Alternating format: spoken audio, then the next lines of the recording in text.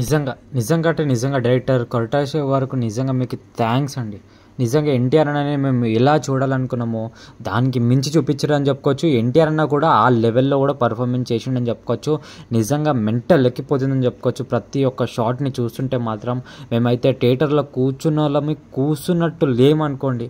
థియేటర్కి ముందే ఉన్నామని చెప్పుకోండి, ఆ స్క్రీన్కి ముంగటనే ఉన్నామని చెప్పుకోవచ్చు.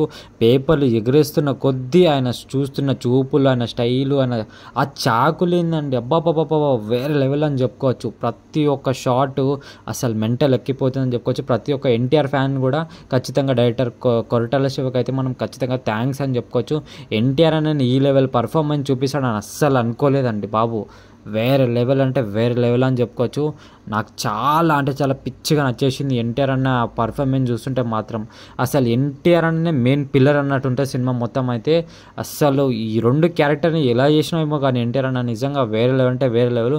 ప్రతి ఒక్క షాట్ని చూస్తుంటే మాత్రం అస్సలు అంటే అసలు ఒక పులి ఉరికినట్టు ఉంది అసలు సినిమాలో మొత్తం చూస్తుంటే మాత్రం. చెప్తున్నా కదా, వేటాడుతున్నాం అన్న మొత్తం ప్రతి ఒక్కరిని.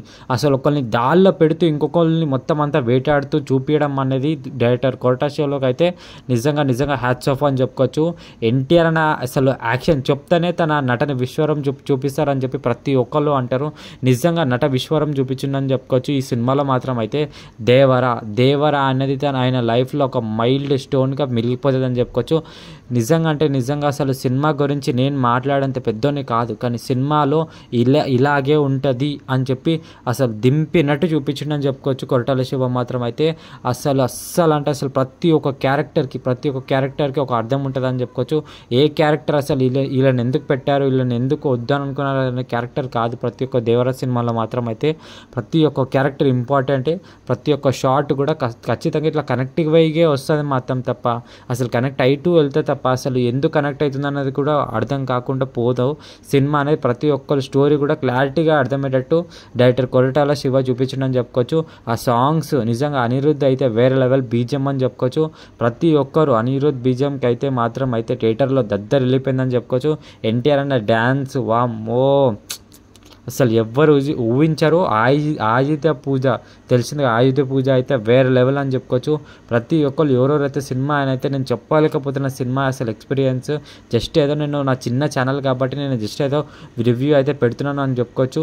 సినిమాని ఎవరెవరైతే చూడాలో ఖచ్చితంగా దేవర సినిమాని అయితే స్పీడ్కి వెళ్ళి వాచ్ చేయండి. ఖచ్చితంగా వీడియోని అయితే లైక్ అండ్ సబ్స్క్రైబ్ అయితే చేసుకోవడం మర్చిపోకండి. ఇంకా రాబోయే రోజుల్లో చాలా వీడియోస్ అయితే నేను అప్డేట్ చేస్తాను.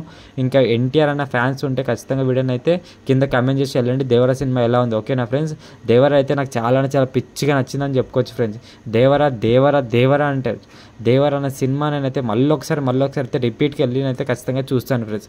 మీలో ఎంతమంది అయితే సెకండ్ టైం చూసారో ఖచ్చితంగా కింద అయితే కామెంట్ చేయండి. ఓకేనా ఫ్రెండ్స్, నెక్స్ట్ వీడియోలో అయితే ఖచ్చితంగా కలుసుకుందాం.